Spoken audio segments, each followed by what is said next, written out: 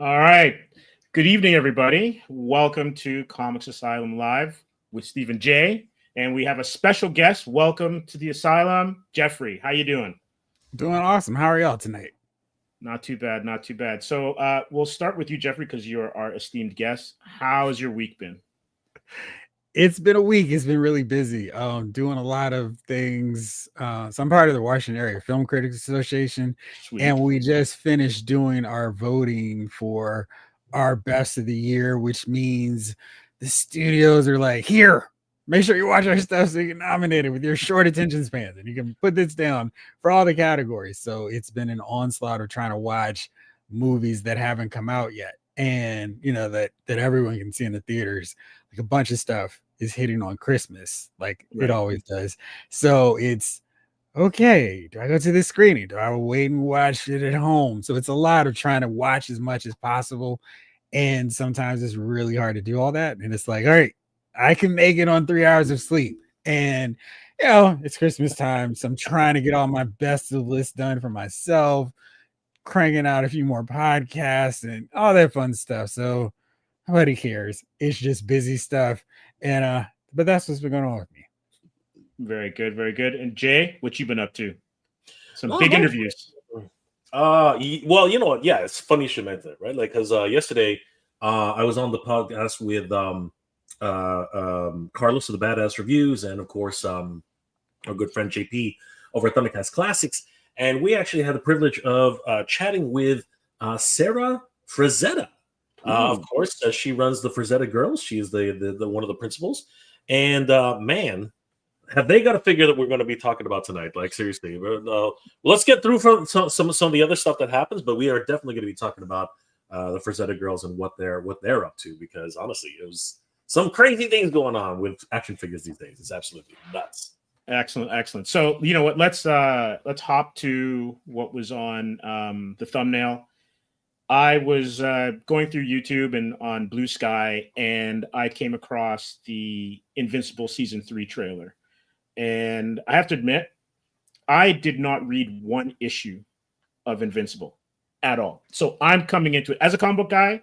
Yeah, because I was raising children at that time. And so it was just not on my radar.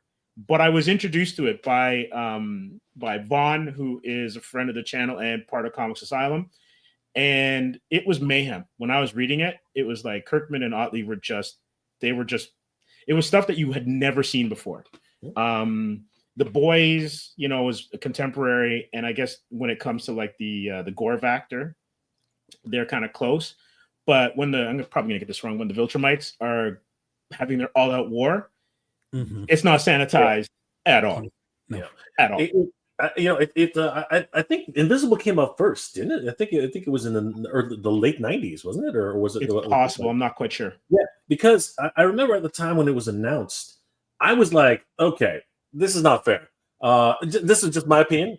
This might be an unpopular opinion, but at the time when it was announced, Image had this standing rule that there was going to be no superhero comics in Image, and I was looking, I was like, isn't this kind of hypocritical right now? But I think the subject matter, yeah, and I think that the subject matter though treated superheroes like real people, and I think that was the key, right? To get the book was just so well done, as we all know, right? And the subject matter itself is like these people, like superheroes are always put on this pedestal that they're mortals and gods and things like that, right? But you realize they're just regular people. And that's what the Boys picked up on that, and so many other comics since have really followed through with that. So again, it was a fresh air at the time. The Boys was 2006, so it came 3 years after Invincible. Yeah, right. There you go. Right. There you go. So and for me, it's interesting that you mentioned that, Jay, because the thing that I gathered by watching Invincible and not reading it the first time through was it combined two of my favorite heroes. Probably two of the most iconic heroes into one property. It's Spider-Man if he was Superman, essentially. Yeah. Right? Yeah. And so you've got like the one thing about Spider-Man is like, and you're seeing it with the Into the Spider-Verse stuff. I've always argued this, but he's everybody, right? But I've always argued that like he's like the first kind of like really popular black superhero. even though he wasn't, because all the stuff that is stereotypically, you know, what you would consider like black narrative type stuff, he had to deal with, you know. Never had money, chased by the police, no respect, broken home, you know, through gunfire, like all these things that, and he had undercover wit. Jeffrey, I think you know where I'm going with this. You can feel what I'm saying, right? Right. And Absolutely. so Miles Morales is just like a natural progression of what Peter Parker has always been. And I think Invincible does a great job of capturing what the essence of what made Spider-Man incredibly relatable, and then the iconic kind of, you know, granddaddy of the superheroes type stuff with Superman. And Kirkman and Otley did a fantastic job weaving that narrative. Yeah. Oh wow, the chat's on fire right now. Yeah, absolutely. And Corey Walker too, and Invincible. Oh yes, yeah, absolutely. No, absolutely, 100%.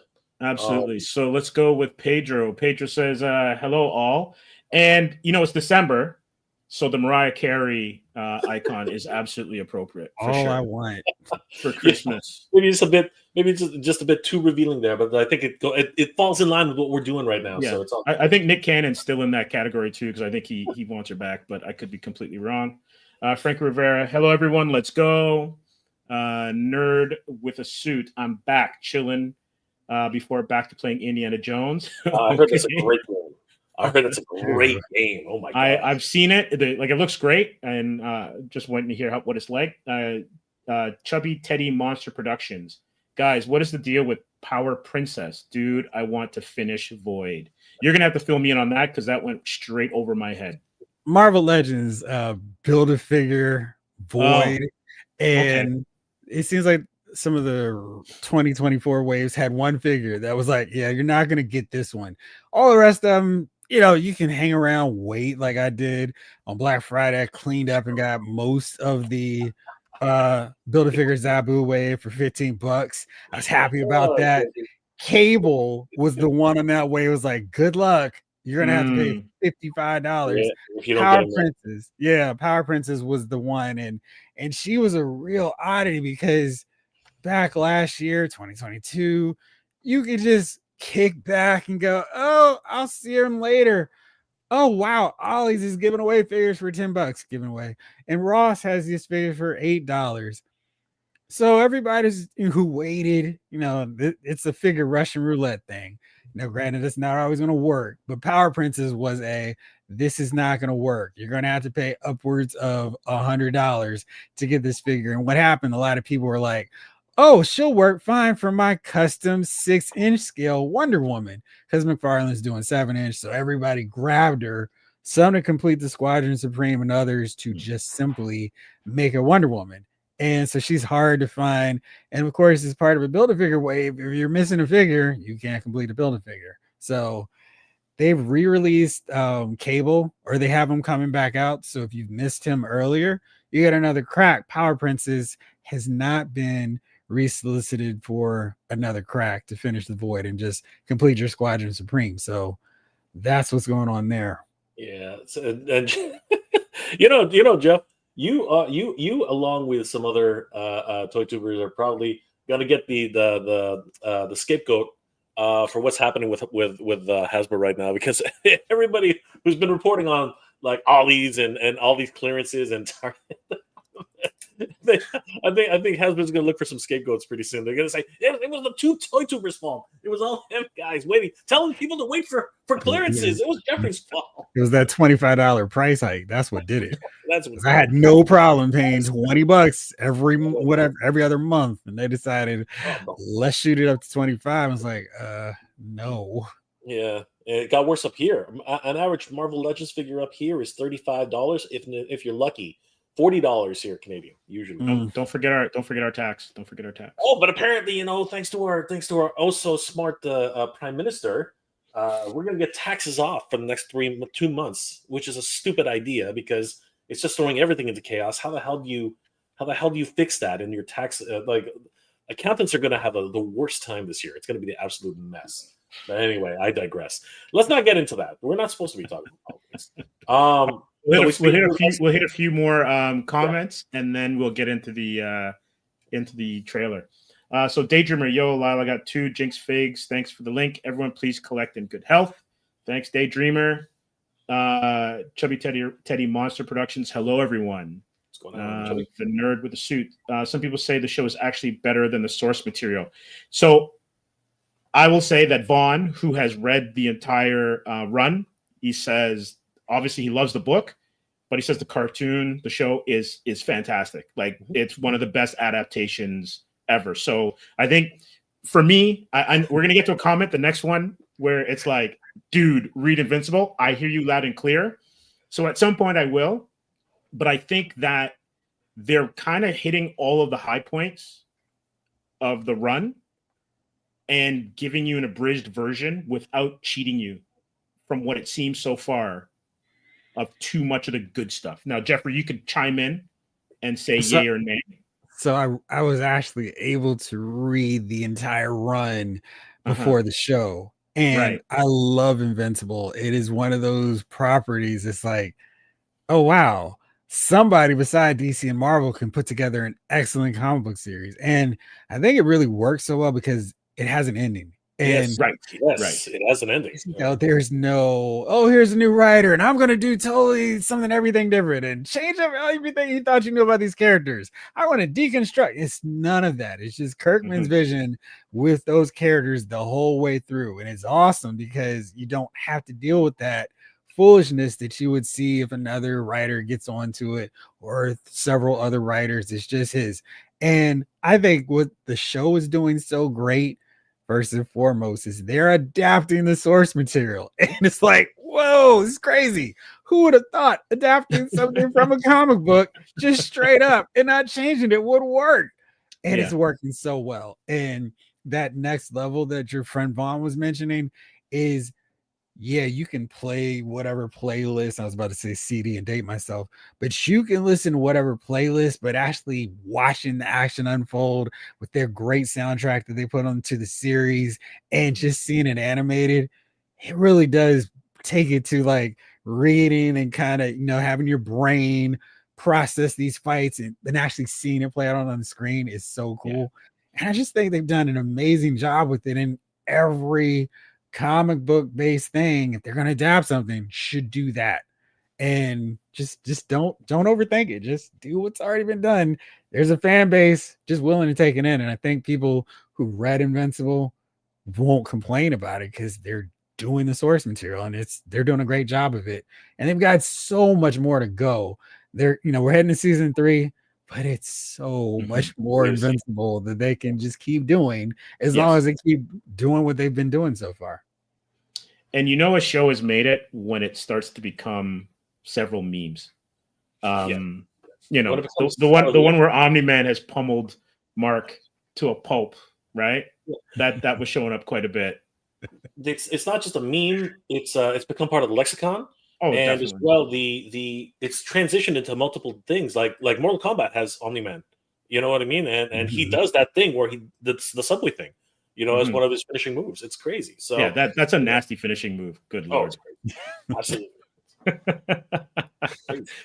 All right, so let's kick into the vid and let's get some reaction once we've had taken a look at it. Over the last 90 days, Mark's speed has increased 65%, his endurance 70%, and his strength 138%.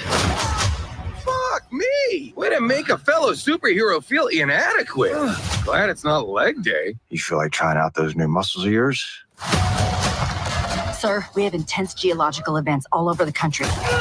Are you working with D.A. Sinclair? He turned people into monsters. You don't waste people like that. You reform them. You killed Angstrom Levy. Should I lock you up too? You know that was different. Mark, we can be the good guys, or we can be the guys that save the world. We can't be both.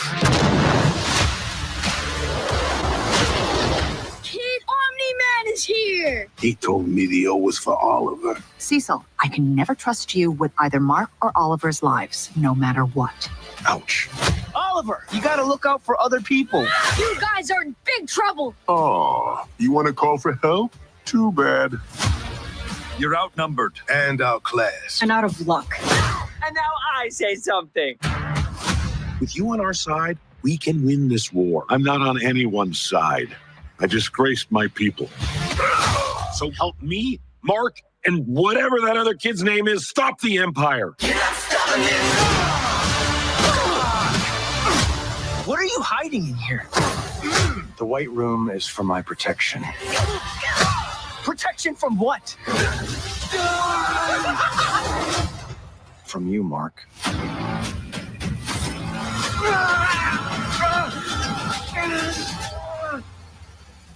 Is that all you got? I will never work for you again. We're done. It's time for a change. In more ways than one. You look amazing. I don't know. Feels a little serious.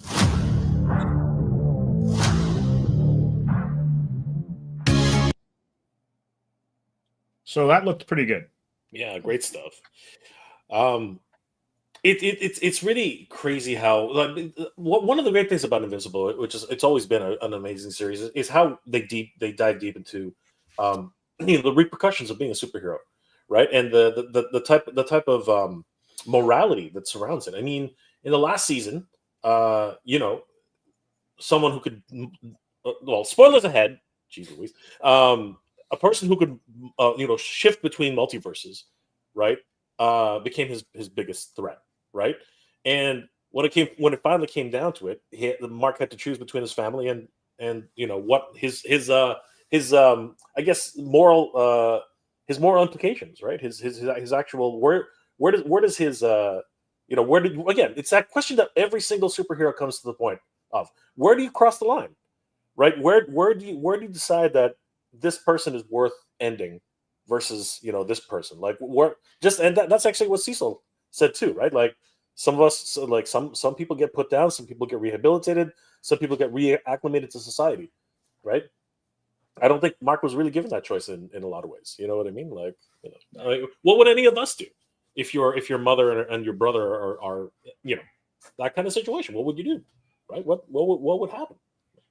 Crazy, great overall story writing and everything. Yeah, definitely. And I think too that they also kind of wink at themselves, because I know there was at least one episode last year or last season of season 2 where they made fun of the animation, and I was just like, and they went fully into it, and I loved it. Yeah, we'll do the wide panel shots so no one can hear what we're saying. Yeah, exactly. Animate the mouse. And Jay, to your point, they did a really good job with the Amber and Mark relationship, because I feel like so often the girlfriend, and more so just because most of the superheroes are dudes, is painted as kind of the bad guy. Oh, you're always trying to stop the hero from saving people. You're being a jerk. No, he can't go out for date night and go to the farmer's market because he's got to save this planet from exploding. And I thought they did a great job of not making Amber some shrill killjoy to our hero, because it's natural for us as the fans, as the readers of these shows and comics, to side with the hero. Like, why don't you understand what this guy's doing? And I thought they did a great job of not painting her like that, and just let her have her own real wants and desires that made sense and were reasonable, and not like, come on, dude, what are you doing? You know what you signed up for. Yeah, totally. But it's interesting that you say that, because when the first League of Superheroes was finished, right, when they were killed, I can't remember the speedster's name, but his relationship with, I think it was not Olga, but anyways, his relationship with his significant other is exactly what you said. She actually could not deal with the fact that he would move on in a second. And as a matter of fact, he sort of explained to her, is like, yeah, people are just too slow for me, right? But you're the first person who grounds me and keeps me here. That's the reason why I've stayed with you for so long. Because usually my relationships are bang, bang, bang, bang, bang, I'm gone, right? But after he was gone, all of a sudden she realized, it's like, you know what? Like, he was doing the work that no one else could do, right? Mm-hmm. And it's interesting that there is that at least there's acknowledgement of that, right? And now, but as you said, we're talking about a series which is based on real people, which is great, right? And I think that's really one of the parts of the success of this franchise. Yeah, definitely. I'm going to hop back into some more comments, and then I have a little bit of I'm not sure if anyone's aware of this, but there's some kind of breaking news in the Invincible universe regarding comic books, but we'll get to it after some comments. So we've got Nolan. Hi, Jay, Steve, Jeff, and the chat. How you doing? Glenn. Yeah, the Boys original comic is actually kind of bad, and that's one where they've made changes, and I didn't read the Boys either because again I was in like my child raising days, but they've made real improvements on the source material. That's just my humble opinion. Yeah, the Boys Jeffrey, up there, though. Like it's way out there. Oh, it is way up there. Jeffrey, thanks for all the heads up on the Amazon deals. Happy to help. Shao Kahn, hello there, everyone.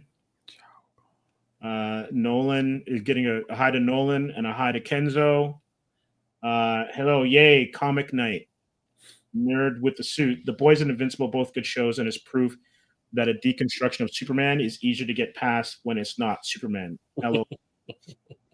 Yeah, I think Superman is so iconic, and I think DC is so reticent to get him out of Metropolis and separate him from Lois. Like, one of the things that I loved, again, showing my age, was when Byrne reworked him in the mid-'80s and had him in space, where he could just have some adventures, not have to worrying about holding back his power, but also add another dimension to who he is.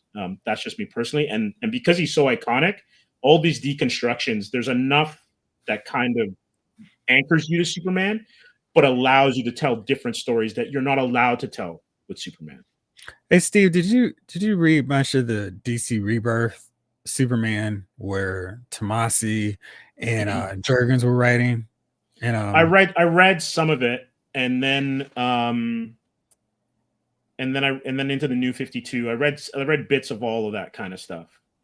So I thought the New 52 was trying so hard to be like, this is our different Superman. Like, I'm here to read Superman, not your revamp. Let's change everything about Superman. Because he said everybody has done that now. It's not like this is breaking news and it's like, great, here's another take on Superman. Because every universe has their take on Superman. And I'm reading a DC Superman to read about Superman. I think the Rebirth run of Superman was excellent because they weren't shying away. This is Superman. And when I read, they're going to bring in Superman's kids, like, this is going to be awful. It was so good because they just embraced it.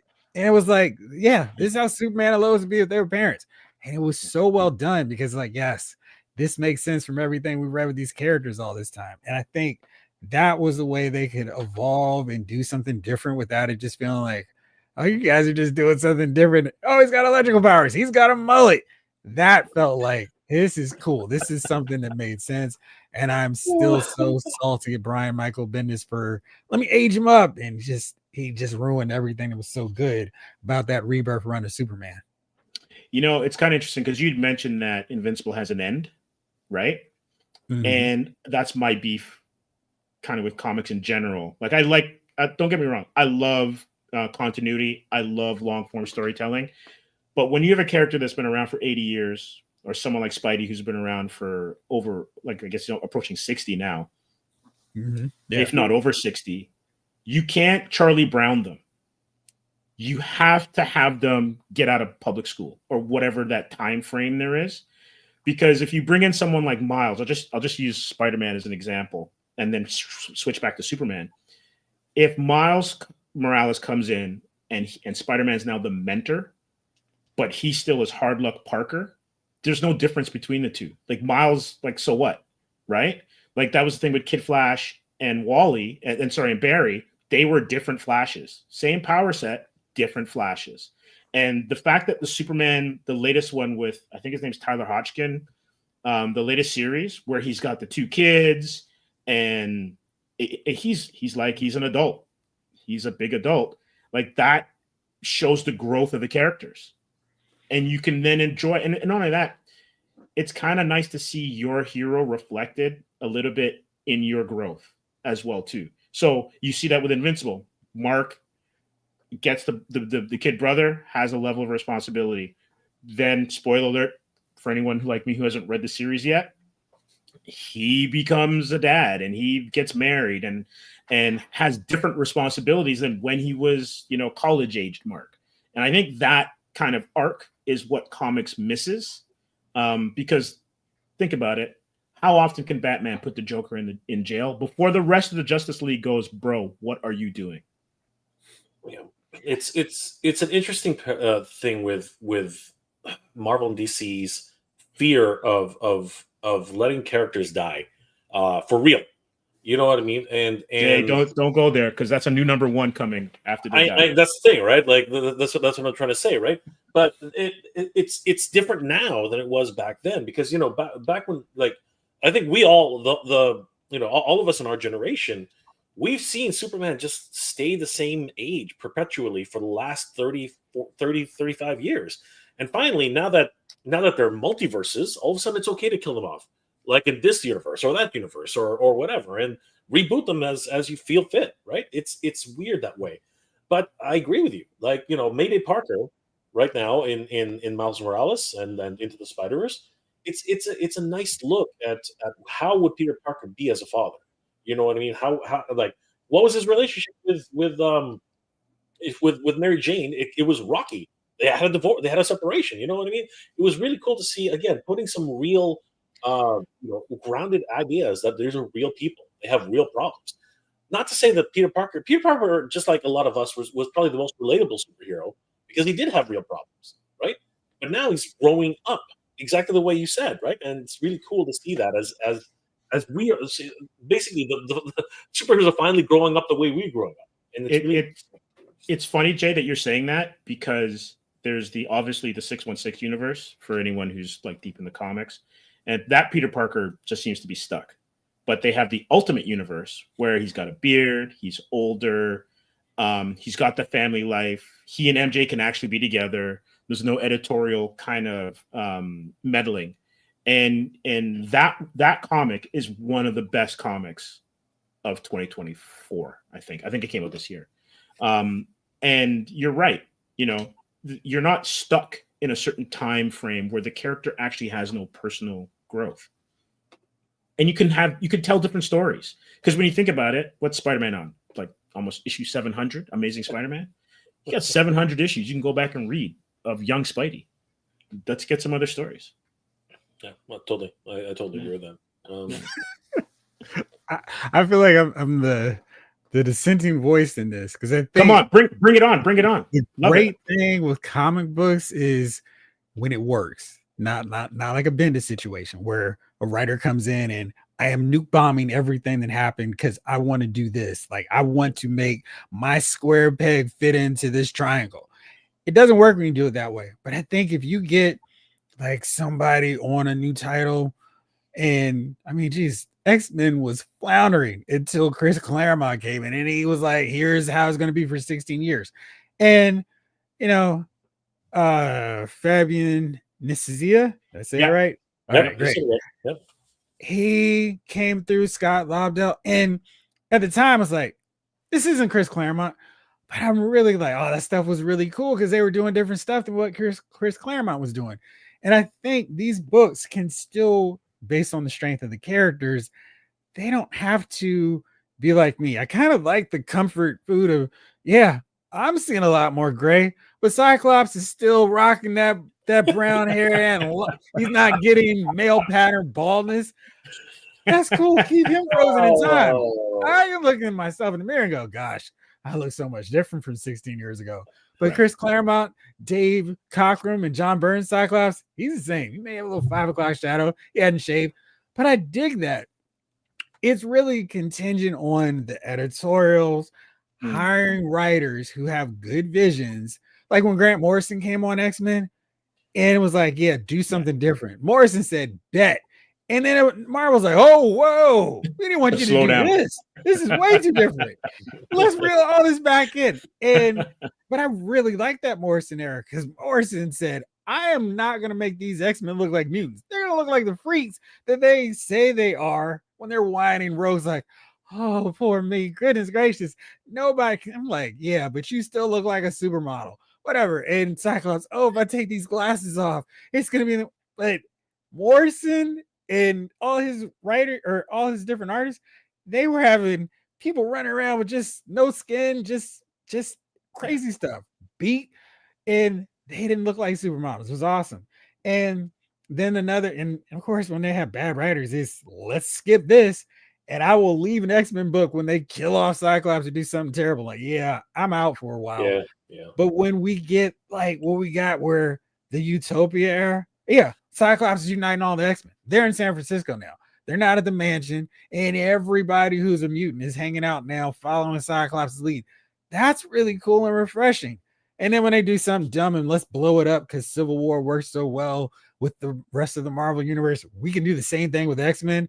That sounds terrible, guys. It is terrible. I'm out. Oh, and Brian Michael Bendis is going to be the writer. I'm really out. So I think that's the fun of comics when you can switch it up to a creative team like DNA when they got on the Guardians. Nobody was scary about those characters, and they made it work. And then Bendis came, and that's the thing. Bendis comes and ruins everything. But you know, when there's new creative teams then they have a vision. I saw somebody in the chat was going, Superman hadn't recovered from Bendis. Superman's actually gotten really good again because Joshua Williamson's on it, and he's bringing fresh ideas. Lex Corp is now Superman Corp, and it's really fun. He's doing different things. It's not tied down to everything like, oh, Perry White's the mayor. He's not chief. And Lois is actually the editor of the Daily Planet. I don't like the fact that she's Superwoman. I think that's a little bit too much. She can just be an awesome editor of the Daily Planet, but they're doing different things. And I think that's where comics is fun. They don't have to evolve so much in how they look and how they're aging. I mean, geez, I don't want to see Bruce Wayne on his deathbed. Where's Alfred? Alfred's been dead 30 years. Like, I still can't stand they killed Alfred off. It's like, yeah. But yeah, anyway, I talked on too long. Go ahead. No. Because I'm going to back you up on this, right? We may sound like we disagree, but we actually don't. And I'll use Nightwing as a perfect example. Nightwing starts out as what? 10-year-old kid, right? And he is one of the standout characters in DC. He's probably one of my favorite. And he's not Robin anymore. And I was a huge, and still am, even though I don't read them, Teen Titans fan. And when he went from Robin to Nightwing, that transition with Wolfman and Perez was amazing. And then even with Absolute Power, where basically Nightwing kind of takes over leading everybody in some of the rallying cries. And I can't remember what character leans over to Batman, and then Batman goes, "That's my boy." Like, it's that kind of maturation or change in a character over 60 years. And not Robin, like going back in time here, but Nightwing, Dick Grayson doesn't need children or anything like that to age him up. But what I'm saying is, like, you change it. So like Peter Parker doesn't need kids. He just doesn't have to be broke. You can't be that smart and be broke still. Right. And you can still have danger, still have interpersonal stuff, because Lord knows billionaires have problems too, right? I'm not saying that he has to be a billionaire, but just keep him grounded. That's so he's still Parker. The space shuttle in the air. Yeah. I see where Jeff's coming. I see where you guys are talking about. Yeah. And there's always going to be a part of us, as again, like this generation, that just harkens back to the idea that Superman needs to be like this. Peter Parker has to be like this. Like, don't change my pizza because that's the way I like my pizza done. You know what I mean? There's always going to be that sort of idea, but it's always, as Jeff said, it's always refreshing to see somebody else's take on it, right? But there's always going to be a place for classics, for legacy, for that thing, and that's what's beautiful about television and cartoons. You know what I mean? You can always, like, Batman the Brave and the Bold. You can have the Batman Beyond. You know what I mean? You can continue those stories as you see fit.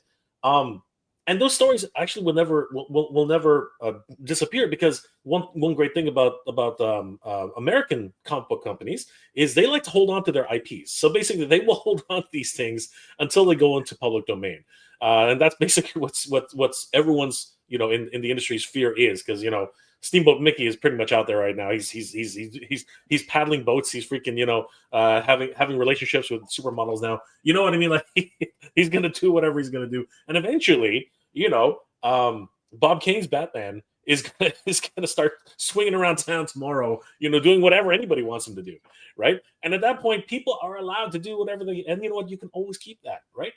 But it's these great new stories and these different evolutions of these characters that is opening the path up for newer fans to get into it and older fans just to enjoy the ride. And I think that there's room enough for everything. But I really would like to start seeing these younger heroes really being given their own serials. You know what I mean? Because it really is at some point, just like evolution, it might be time at some degree to actually let let the children take over. You know what I mean? Because again, we have like Superman's got a kid. You know what I mean? As you said, Nightwing's a bona fide hero, right? There's the Teen Titans are no longer teens, right? There's a point at which that part needs to start taking over, and we're starting to see that evolution ever so slowly, but it is probably still to start happening. We'll get into it in a second, because I think that's what the MCU is trying to do with their Young Avengers, right? we'll get into that, but there's something I do want to show before we just to conclude our look at Invincible. And for anyone who was a fan of the series, got some great news for you. Skybound Entertainment has just announced that 2025 will be the year of Invincible. They are coming up with a Battle Beast #1, written by Kirkman and art by Otley. And let me show you the artwork. Here's the cover for it. And they've got some interiors as well, too. So apparently this is going to take place between issue 19 and issue 55 of the original series. And it looks great. Cool. Yeah. It looks great. Yeah. As a character, Jeffrey. Oh, sorry. Go ahead, Jay. No. Go for it. No, I just wanted to see, since Jeffrey has, he's the Invincible aficionado here. What are your thoughts on this? Battle Beast is great. When I was reading Invincible, and they've done several spinoffs already. I think it's Guardians of the Globe. They've done some really fun spinoffs, and I was reading. I was like, gosh, we need a company to make all these characters in the figures because their designs are so awesome. And Diamond Select's doing them, but they're not quite hitting. They're really trying to stick to the style of the comic, which is fine for that. But I think if they were to do just like a kind of a generic Marvel Legends style where they're the outfits and not based so much on the art style of the comic, they would be amazing because the Diamond Select ones are small and thin. Anyway, but I think Battle Beast is gonna be great. He's a good character. There's so many characters in this universe that they don't have to go, well, let's focus on Mark. What's he doing now? Where they can just go throughout the universe. And I note that Invincible Universe tag, so that's really exciting that, oh yeah, we can see more of these different characters who are so cool and so fun to explore. Maybe we'll see an Invincible, cameo every so often, but they don't have to do that. So it's really exciting. Yeah, no, I'm looking forward to it too. And the thing with Otley is that his style, when I first was introduced to it, was one where I was like, I'm not sure I'm feeling it, but I love it. I love it now. He just did a Hulk run, which I was kind of not the biggest fan of because of the writing. I didn't quite like the what is it, the spaceship Hulk? Is that the best way to kind of characterize it? Who was writing that one? Ooh, that's a good question. And thank goodness they had Immortal Hulk, to kind of like elevate the character. But when he's on Invincible, and I also know that he did some Spidey, he did a Spidey run as well too. Right. Donny Cates. And so you could see when with this Battle Beast, he's back in his element. He's totally loving it. Yeah, I was gonna say that with Battle Beast, it's an interesting character. First of all, the name's just so generic. You know what I mean? Out of all the characters that they create, the one character which you expect to be very generic, in the whole series, because when he first gets in, he's literally just this unstoppable force. You know what I mean? He's just Mm-hmm. this big, huge beast that just decimates everybody.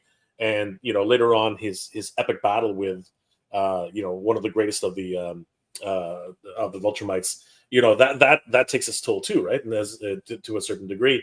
But it's now that we can explore their deeper culture and where that is, because we do find out what ends up happening to his race after the whole storyline. So it's now that they're actually reintroducing this invincible world, this invincible timeline. It'll be interesting to see that. And going back to an earlier comment that Jeffrey made, and I think Steve made as well. The thing is that there's still a lot that wasn't explained, from the years, after the story's done to the years when the story's truly done, right? So there's still a lot in there, children, families, Viltrumites. I think I'll just put it there. That can just keep going. Like you can if you can stretch out 40 years of Peter Parker, you can probably stretch out 40 years of Invincible at this point. You know what I mean? Like that's for sure, easily. Yeah, the fact that Aunt May's still alive, right? Because she lived forever, right? She was probably like 100, really, like when he first was Spider-Man, and they've de-aged her slightly for the books. But if she can last 60 years, then for sure, Mark. May Parker, yeah. It's the wheat cake, Steve. That's true. That is true. Now, I'm going to switch it up a little bit because we're on this vibe and we'd mentioned Young Avengers. Chris Evans is back for Avengers Doomsday. Jay and I have had this conversation in a previous stream about how we feel about RDJ coming back anyway. So, Jeffrey, as the guest, what is your take on Chris Evans, joining the band again for farewell tour? So I really, really dug the original casting of the Avengers. Huge fan of Chris Evans because I don't remember now all the different actors who were lined up. I was like, why is Chris Evans in this conversation? He was a great Johnny Storm. What are we doing? And then they cast him. I was like, what? He's the worst. And I'm like, oh wow, he's amazing. He's awesome. What was I thinking? And I think with Chris Evans, they set up a way to bring him back whenever they want or need to, or his money's running low after Red One bombs. And it's like, listen, I'll come back for another Avengers movie because those always work. And I think so. And I think a huge problem with this is not with bringing him back, but the fact that they have to. They've done a horrible job with the multiverse saga. And I keep saying this, and I'm just, for everybody who's watched me say this before, apologies because I'm broken record time. I think they really messed up right away when they did the multiverse saga. I think there were other comic book based storylines that they could have adapted that would have made so much more sense and that were set up for them to do, as opposed to, oh yeah, the multiverse. Because I feel like the multiverse was great. Now we have the Fantastic Four. We've got the X-Men. Without really thinking that through, I mean, they could have just brought them in through any kinds of means or chicanery without having to go this convoluted route of the multiverse, which all you have to do is say, hey, and another portal from another world, and all these other characters came through. I think what they could have done that probably would have made a lot of sense is just phase 4 could have been who's succeeding the Avengers, and the Thunderbolts emerge, and they had that big payoff. Oh, shoot, it's Baron Zemo. And then in the fight with Cap Falcon and his crew, one of these Thunderbolts get killed, and oh shoot, it's a Skrull. And then that leads them to a whole phase of the Skrull invasion. And oh man, turns out Black Widow actually didn't die. It was a Skrull at the bottom of this thing, not Natasha. And she's what's happened? And when did she get replaced? So I mean, she's a beloved character. I always thought it was stupid. We got a Black Widow movie coming, and by the way, she's already dead. If they had introduced that she was a Skrull, then oh man, when was she replaced? And oh, she didn't really fall for Bruce Banner. That was the Skrull. Whoa, mind blowing. And you can keep her around because she's seemingly the one character that they could have gone without killing, because everybody else was of retirement age anyway. And I think they could have done that as opposed to this ridiculous multiverse that Loki and only a handful of other shows and movies have been bothered to touch on. So I think that's what's led to them going, we got to press the panic button. Russo brothers, come back and save us. RDJ, come back and save us. And Chris Evans, we need you. And I think if they had just built this up, established those other characters that it seemed like were being handed the keys, of course, they couldn't have predicted the tragedy with Chadwick Boseman. No. But you had Benedict Cumberbatch, you had Captain Marvel, you had Spider-Man to lead you in. You had another Captain America all set up. If they had focused on these characters better, we wouldn't have needed to go back to the old crew to save the day. And I think you had the opportunity for your young Avengers to rise in that same phase. The Avengers are gone. Who's going to step up to the plate? We've got the Thunderbolts. They're phony. But the young Avengers, they're really trying to do the thing. And if they had done that earlier and worked that in more organically, it would have worked. And, this is me. My idea would work. Shocking. But, if they had just paced this out or thought it through, I always feel like Kevin Feige was on a long Endgame made $1 bazillion vacation. Sure, run through She-Hulk and anything else you guys come up with. I think if they just planned it out the same way, the same level of tension they did with phase 1 through 3, the Infinity Saga, we'd be really excited. I just feel like this is we got to do what we got to do. And we know these guys work. So let's do it. I'm excited, but I kind of feel like they created this mess that they're calling on Downey Jr., the Russos, McFeely, and Chris Evans to come and fix. Good points. I'm going to throw this at you. Does Downey Jr. as Doom not throw a wrench into the FF? I see the problem, of course, is going to be he's going to be the focus. And I mean, gosh, they could have just had Cillian Murphy be Doom, and that would have been fine. And I don't think anyone would have complained. Oh, shoot, Robert Downey Jr. is back as Iron Man. Yay, I don't care. It's comic books. I'll go along with it. Just come up with a good enough reason for why he's back. Oh, while he was traveling through time with the Infinity Stones, Captain America said, oh, you know what? I need to bring back my best friend. And there we go. We're all set. But I was like, Dr. Doom's going to be Iron Man. Why?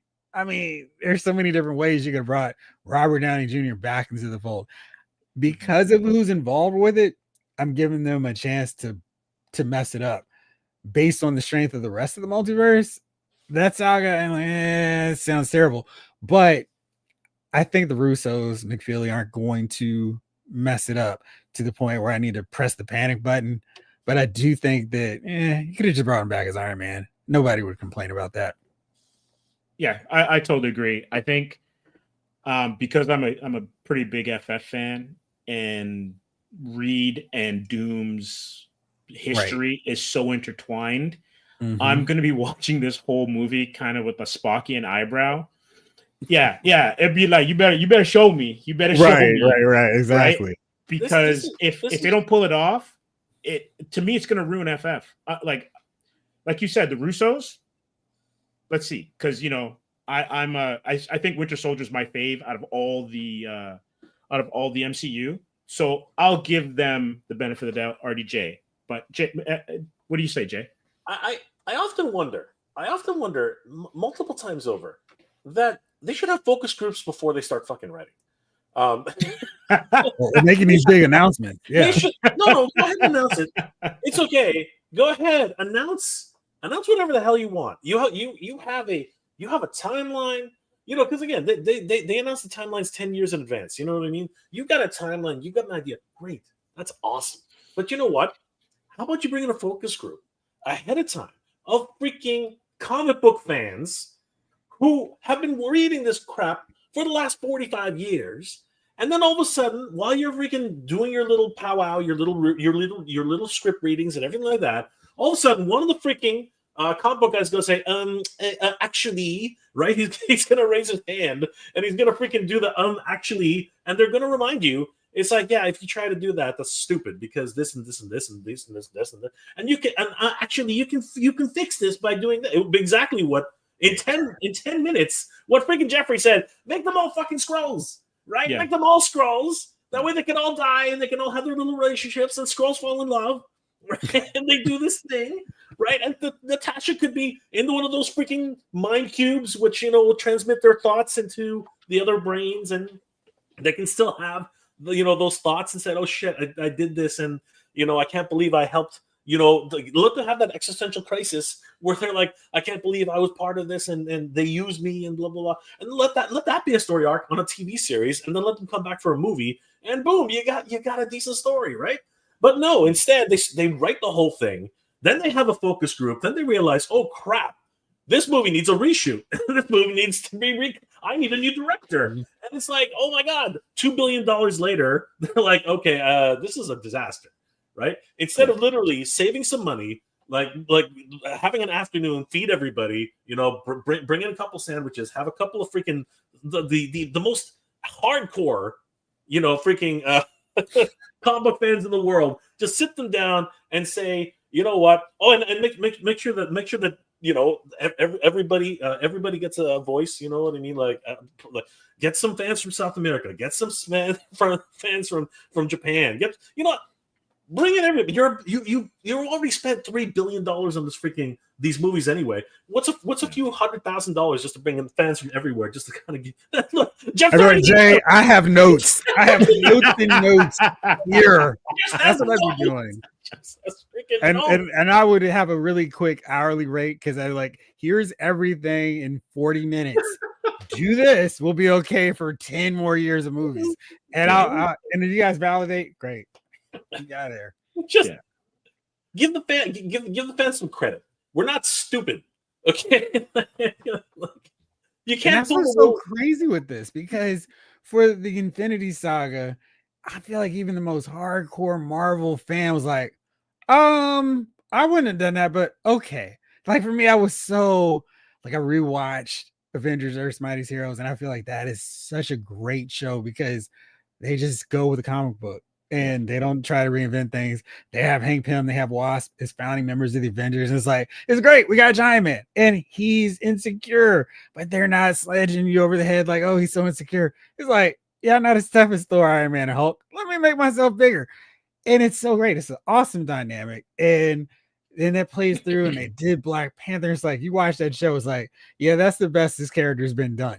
And the MCU stuff is really good, but they handled Doctor Doom awesome. The Fantastic Four is great. We have Poker Night with the Fantastic Four. It's great. And they do all these things. It's like, man, if they just had a scroll ship land, and who are all these characters, and who are these 4 people with 4 on their chest, and who are these other guys? They're mutants. What's that? And the scroll ship. How did this happen? Oh, they were in another multiverse and they brought all these characters here. They could have made that so easy. And without having a whole, let's explain the history of the X-Men and the Fantastic Four. That could have been something they knocked out so easy. But Earth's Mightiest Heroes was a show clearly made by comic book fans, and they just sat them down. In the Infinity Saga, they had people like James Gunn who understood the core of these things. And maybe they didn't do it note by note, but it was done in a way it was like, all right, cool. You guys decide to go that direction. Fine. That's really good. And I can go on board with this MCU ship because this is amazing. You're doing great stuff. Out of 20 movies, 3 are the rest are wow, really good job of executing this vision. What's next? The Multiverse Saga. Okay. What do you got? We got Black Widow. She's dead. We got Shang-Chi. Cool, but how does this follow into next? And I think they've done such an awesome job of showing everything's connected with this Multiverse Saga being so, let's throw everything against the wall. Nothing's sticking. Let's do a She-Hulk Attorney at Law show, but our writers don't know anything about law. Maybe Kevin come back from your vacation sooner. And I just feel like they've botched so many things with the Multiverse Saga. It felt like Doctor Strange was the first one. They were like, yeah, we need to do something with this multiverse. In Spider-Man. So those two were the only ones that actually cared about the multiverse. And that's why the whole thing is struggling without it. I will say this to further your point about just talk to people and stick to the source material. Thor: Love and Thunder absolutely butchered what is one of the greatest Thor stories ever. And you could argue that run is top 5 Thor stories. And how do you make and I will argue this, and my cousin Courtney, if you're listening, we have argued this, that Marvel has the MCU I would even say the comics because they're kind of shifting away from it. They have a villain problem. They've got great villains, but they never do them well on screen. They hit worse than Toronto Blue Jays, right? Like they're like 1 for 10, like terrible. So, Steve, I think the issue is they had a Loki success problem. Loki was so beloved, or not even say beloved. They really people liked Loki, and from the first Thor, oh, he's really cool, interested in a bad guy, and then they put him in the Ultimate Showcase, the Avengers. Avengers, everyone loves Avengers, and Loki's so great, he's so cool in it. And I think had they just not put Loki in Thor 2 and in Thor Ragnarok, people would have been like, oh man, Loki was cool. But because they kept him in, they gave him the Magneto treatment where every X-Men movie had to have Magneto and Mystique as part of the contract, that Loki is so ingrained that, yeah. And then it was, well, what are these other villains that we can introduce, kind of quasi have a real issue, and then we'll redeem them and feature them and stuff like we did with Loki. And Killmonger had reasons. And I think that's the biggest problem. You don't want your villains to have a good point. And they need to have some twisted, yeah, well, I got bullied, and that's why I decided to beat up everybody. We need that. We don't need a, well, you know, the universe is going through this really tough time due to ecological and destruction. If I get rid of half of them, it'll make things better for everybody. That's kind of a dark way to look at it, but I kind of see where you're going with this. Yeah. So many of the villains that we've seen, especially lately, they're trying to introduce a way to Agatha Harkness them. Hey, we can do a spinoff. We don't need spinoffs. We just need bad guys who are bad. That's why I really love what they did with Green Goblin in No Way Home. Yes. He was a bad guy. And there was no demon factor to him. Oh, yeah. This guy who you thought was your buddy, I put a little chip in. Made him a bad guy again. Oh, yeah. I took out John. There's nothing. Nobody's clamoring for a Green Goblin TV show or movie. It's that guy was a jerk. And he's still alive, so he can cause problems for any Spider-Man later. And I think that's their biggest problem. They keep trying to make him not so bad, like Hela. Hela should have been just straight up bad. Well, I guess it is bad. Odin locked her away. She's just bad. And I think if they just stop trying to come up with a reason why the bad guy's bad, just make him bad, they'd be better off. I'm going to get a lot of hate for this. I'm Team Vader, not Team Anakin. I thought that Vader he is like the preeminent bad guy because you don't know much about him, but all he does is wreak havoc and do badass stuff. I'm going to choke you from 2 ships away, right? I'm going to have people wet themselves because I'm walking down the hall. I'm not going to go to HR to complain about my boss. He's going to kill me. Like, that is the dude, right? And every kid loved Vader. Now, don't get me wrong, Anakin has his place, all that kind of stuff. But when you talk about like getting a villain, that's what you want. You want that as your template. There was a popular thing, I think it started around the late 90s, early 2000s, that super villains, all villains, had to have some sort of redeeming factor to them.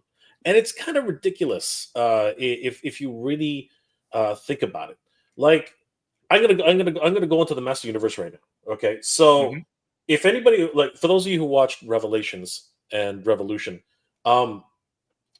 there's a point at which redemption should, like, you know, if you're depending on your faith, redemption is for everybody, right? That's again, depending on your faith. There are some religions that there's just no redemption for some people. But you know, if you have a character like Evelyn, who at the end of the storyline ends the universe, literally ends the freaking universe. Oh, right there with you. God. Okay, yes. like, and then here comes you know the quintessential God being to battle the quintessential evil being, and of course the God being, of course, shows mercy on the evil being, but that's a God forgiving another God, if you will, right? Like in that moment, right? But when it comes down to becoming human again, becoming immortal, and having to live with that with what you've done, right? Maybe you can survive that, right? Maybe you can figure that out. but everybody around you shouldn't be pretending like it's okay. You know what I mean? Like nobody around you should be like, "Oh, Evelyn's here. That's great. Yes, She can help us fix the absolutely. universe." No, you killed Killed Fisto and Clamp Champ.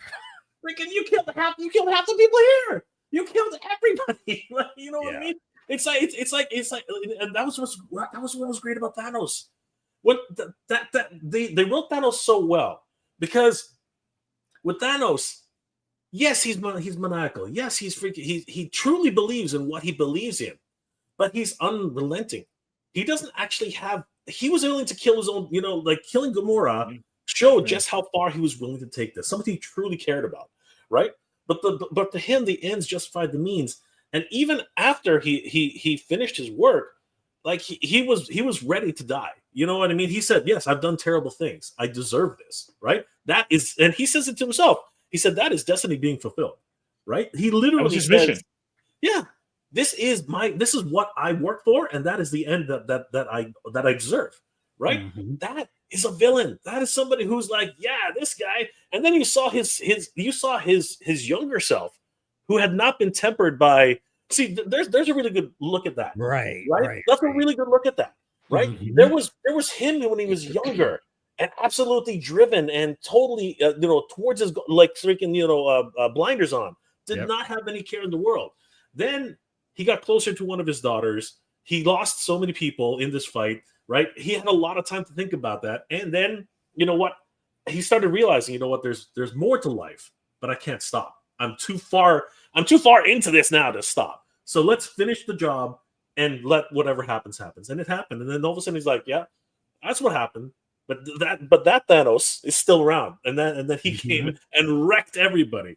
Literally went in and wrecked everybody. It was let me throw this out there. What if Chris Evans comes back as Hail Hydra Cap? I see. I knew you were going to come there because that's actually I believe what there's so many rumors going around. That's actually what's going to happen, right? I don't know, Jeff. You take it first because like I haven't thought about it. I hate that idea so much. Unless you bring you bring May, Coulson, the whole crew. Hydra in the MCU is done. It's wrapped and concluded. I mean, they ran it through in Agents of S.H.I.E.L.D. just fine, but Hydra Cap makes no sense. It's a shock to comic book fans, but the MCU is not just for comic book fans at this point. It's about everyone who's enjoyed these Marvel movies, and that doesn't make sense.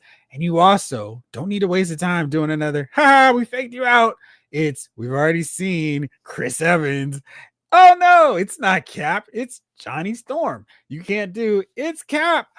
He's a Hydra agent. You can't do that. It just has to be Captain America. Sometimes you just have to give the people what they want. It's coming for a hug. But that's all you have to do. And the real challenge is how you navigate him and Sam Wilson, who to their biggest flaw has only had one adventure as Cap by the time we're going to see these other Avenger movies, because he needed to be, when they were doing their big stuff, when we had Infinity War and Endgame, Cap had been the leader of the Avengers, doing all kinds of stuff, doing solo missions long enough that we knew him as a character. I mean, we know Falcon, but we don't know Sam Wilson as Captain America outside of Brave New World. And maybe that won't be awesome. It looks like it's gonna be good, but Hydra Cap is a terrible idea, and I hope they do not do that, because the shock value is not going to be worth the grief they get from it. Yeah, and it's sort of already been done. It already had a pretty bad reception at the time. You know what I mean? Like you got to learn from the history of that, because again, there are reasons why these things happen. Jeff, I know you got to go, but before we say goodbye to Jeff, let's do a quick reaction to this next segment. If you want to bring up the screen there, Steve. So the Frazetta girls, who I had the pleasure of interviewing, Sarah Frazetta, one of the principals of the company, they are doing, and these are her words, not mine. Okay, they're doing a really thick version of Vampirella, and people are losing their minds. I'm surprised it got to this point, to be honest with you, because but I'm not actually surprised, because their version of Tigra also sort of had, again, really, really wonderful design aesthetics. And to be honest with you, and when Jeff, myself, and Steve were talking about this earlier, it's interesting to see a toy company not afraid to take certain risks in today's environment, in today's market, especially because, again, this is the nature of the character. So why not just dive into it? And again, it's so great that the Frazetta girls are doing this because I'm stepping on some eggshells here, but basically, I think the criticism will not be as harsh as if it was another company doing this. I'll put it that way. You guys can read into that as far as you'd like. So take a look at this, guys. This is kind of crazy. First of all, this one was sculpted by Eamon O'Donoghue, who also did Tigra, and she's freaking crazy. But again, when you actually look at the character, by the way, it is available for pre-order right now. $101. Don't sleep on this. It's gonna. Oh, I looked at it here, and it was $70, and I saw the 101. I'm like, what the heck just happened? So that's Canadian. Yeah, it's our pretty money. Our pretty money. Sorry. Yeah, it's the funny money. I don't even know how to change it though. That's weird. You're trying to change the cash? I was trying to change it, but you know what? Don't worry about it. It's $70 US, everybody. Yeah.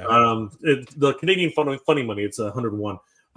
But yeah, seriously, this is one thick Vampirella. I mean, my God, look at those hips, look at those curves. Wow. So again, Jeff, I know you got to go, but for thoughts on Vampirella, this version right now. So right now on my should fell over because the heels don't work all the time. I have Goblin Queen, and I did like this whole video when we saw the HasLab. This is of course X-Men 97 version, so it's like neutered down even further, even not as accurate as she appeared on the cartoon. I think there's nothing wrong with that. I mean, you can walk to you can be in the mall and you can see someone that looks like that. And I don't know when it became this in vogue thing for toy companies to go, all female figures need to look like this. And, people have different body types. And I don't know why the voluptuous one is taboo. Kids aren't buying $25 action figures. They're not buying $50 action figures. They care more about the latest Fortnite, Minecraft, Roblox, whatever. They're not buying figures. So the moms and dads that want to clutch their pearls, that's not a thing that exists. And I always think it's just so ridiculous when we have these neutered down figures of female characters. It's not like Hercules looks like he needs to work out. I mean, getting a skinny Hercules would be stupid. So body type variations are great. And this is cool. I think this is more what we need to see from companies. It's just because like everybody's not like built like LeBron James or The Rock or you and me, Jay, or Steve. We all look different. And I don't think we need to shy away from that with these figures. And I think doing that is goofy. And just like I don't want a Black Panther and Wonder Man sharing the same buck, I don't want to see Vampirella and Kitty Pryde sharing the same buck too. So having some distinction makes sense, and nothing wrong with that at all. So I'm glad somebody's doing it, and Vampirella is definitely a character where, I mean, this is what you would think of if you're buying a Vampirella figure. So she's just, baby got back the opposite in Bizarre World. That would make no sense. So getting this one, solid stuff. Absolutely. Steve, what are your thoughts on the character? Well, I made the off-color joke that she was a snow bunny with this kind of body type, and basically she embraces the character. Like if you read the Vampirella comic books, they pair her with Lady Death for a lot of the Kickstarters, and that's what Vampirella sells, right? And so why wouldn't you have a doll, an action figure that kind of embodies what the character is? Like you just said it, you wouldn't want certain characters. Like, could you imagine a Luke Skywalker? And I think they did that where they had some Star Wars. Yeah. And they were absolutely buff. And I'm like, in what universe? The Jedi steroids, I guess, right? Yeah, exactly. And it didn't make any sense. He injected him in his ass, I guess. But like when you look at the sculpt, it totally works. And if you look at Frank Vazetta's work, right? it was the same kind of thing. We talked about heavy metal last week. That's what those books are selling. So why wouldn't the toys reflect that? And as you said, Jeff, no kids buying this, right? No kids, delivering a newspaper and then going to get their paper route money to buy the latest Vampirella with the cheeks and the cakes. It's not going to happen. So this is great. I'm totally behind it. And also too, we always talk about how the head sculpts are kind of sus, right? These head sculpts look pretty good. No, these are absolutely incredible. And there's a comment in the comment section about is Vampirella thick? And you know what? To that, I have to say, well, I mean, this is supposed to be Emma Frost, and to a certain degree, it is Emma Frost. But I mean, like, this is what we're talking about, right? Like, for some reason, we're not allowed to have Slave Leia. I said Slave Leia. We're not allowed to have, what's it called? The Goblin Queen, right? We're not allowed to have Madeline Pryor, right? I mean, Jeff just showed the Madeline Pryor we got, right? She's literally like absolutely covered up, but now we have a company that's actually going out there and saying, no, it's okay. We can have a Vampirella like this, and in a lot of ways, this is more covered up than their first offering, which was Tigra. Let's see if we can. Oh, that didn't work. Hold on. Tigra was even more risque, if you will. Like, and again, this is the work of Frank Frazetta, right? So I'm trying to get to it. Did you guys watch Fire and Ice when you were kids? I did. No. Yeah, great. It was a rite of passage. Where is it? Come on, Fire and Ice. Here we go. There she is. So I mean, this is Tigra, and I made the assertion that this is probably going to be a lot of people's Slave Leia, because again, we can't get Slave Leia, right? So customizers are going to come and grab this figure, and they're going to do what they need to do with her, because again, there's arguably there's less here than what Vampirella is wearing in a lot of ways. I don't know. What are your thoughts, guys? Because I think she's wearing actually a lot less. Oh, definitely. I think someone's going to sound clip what you just said, Jay, and use that. Yeah. Customers are going to do what they want to do. You're gonna get memed. You're gonna get memed pretty hard. Oh, that's okay. You know what? There's a lot of customizers literally do what they have to do. So. But I can totally see it, right? Like, because everyone just wants the base to be able to kind of add and subtract whatever they want to customize their figures. So I can totally see it, especially if they're not getting what they want from the actual companies. Well, let me remind you, everybody. Keep talking, Steve. But I can remind everybody what the only Slave Leia looks like right now.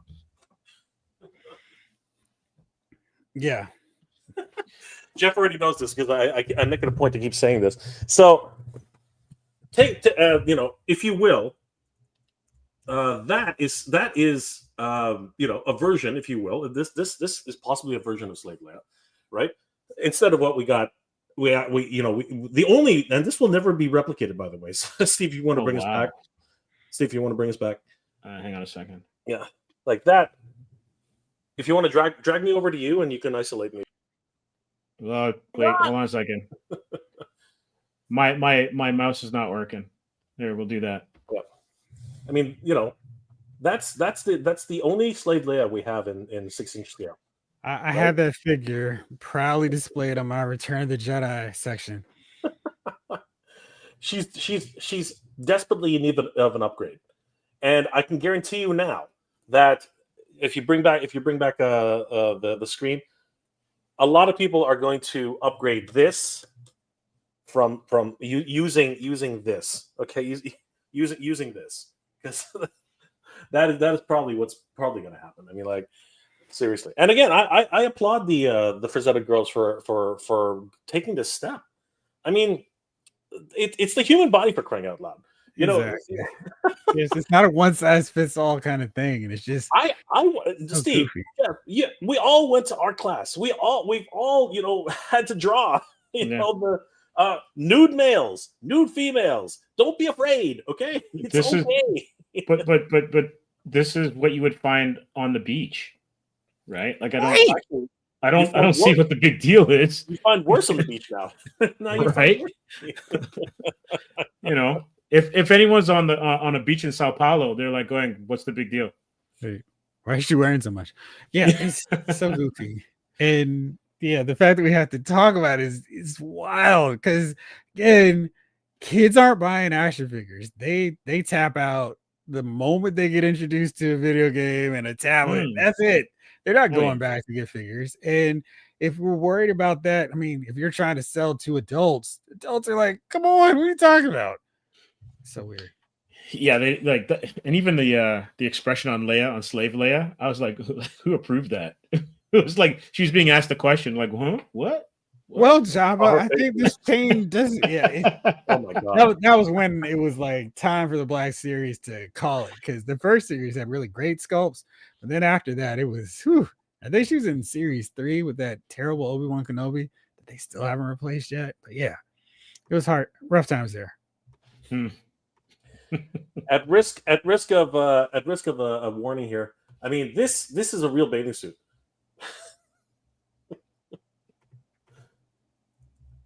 That is a real bathing suit. You're not gonna find that on a figure. No. that is just crazy. That is just absolutely great. And you probably will. There are somebody's going to make this one eventually. But I mean, honestly, there's way more here than there is there, and that's a real bathing suit. Like that's just crazy. And of course, Vampirella herself. I mean, she's wearing so much more. She's got her collar flared out.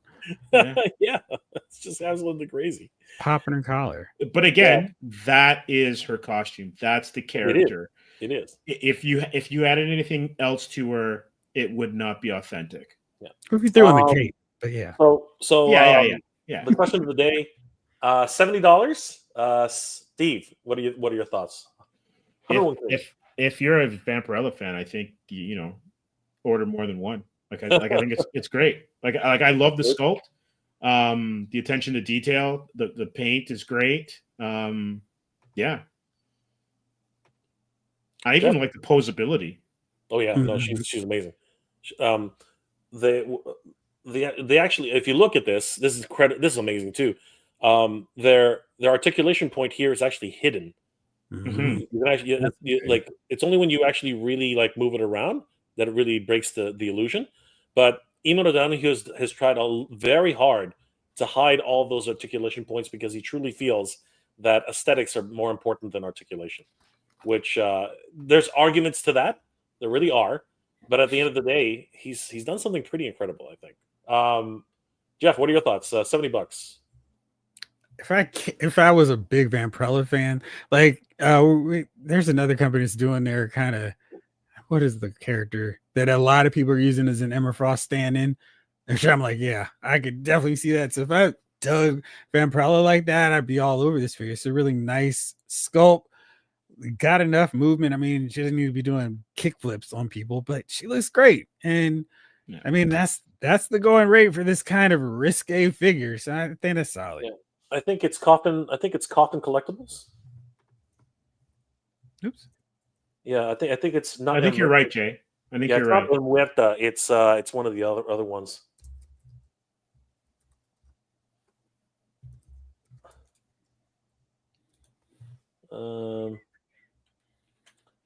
Yeah, here.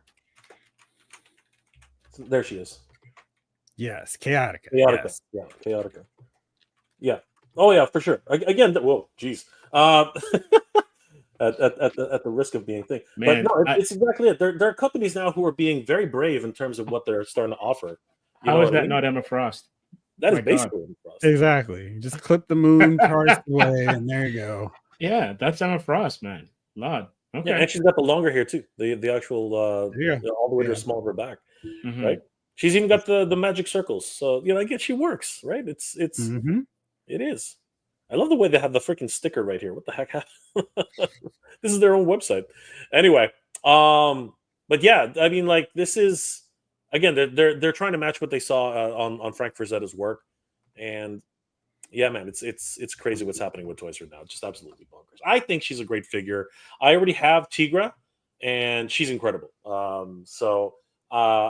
I'm not really a Vampirella fan though, just like what you guys are alluding to. So I don't know if I'm going to be adding this to my collection, but in terms of like what she represents and who she is for fans of Vampirella, yeah, I think it's a home run. And it's a great nod to the character and a great nod to the source material and everything like that, right? So great stuff. And again, there are more riskier. There's riskier stuff out there. there really is. So awesome stuff. Jeff, do you have to go? Because gotta run out. Yeah. No, this was great. It was great having you. Thanks. And anytime, guys, just let me know. Jeff, how can people reach you? And what are you working on right now? Hopefully I'm gonna get my X Factor video done. Dan during the last Marvel Legends said, "Hey, we got this X Factor Cyclops. If you want more X Factor figures, let us know." Yes, I've only been clamoring for them for years, but yeah, I'm working on a long form video breaking down why X Factor is so cool and needs more Marvel Legend figures. So I'm doing that. I'm doing my Saturday live, talking about all the figure news from the week, and gonna do a movie watch along on some Christmas theme movie over on Lyle's Movie Files. So check out the channel. Appreciate it. Thanks for having me on, guys. All right. Always great. You're always welcome here. Thanks. Absolutely. All right, Jeff. We'll see you later. Thanks for hanging out, Jeff. Absolutely. Thanks. Take care.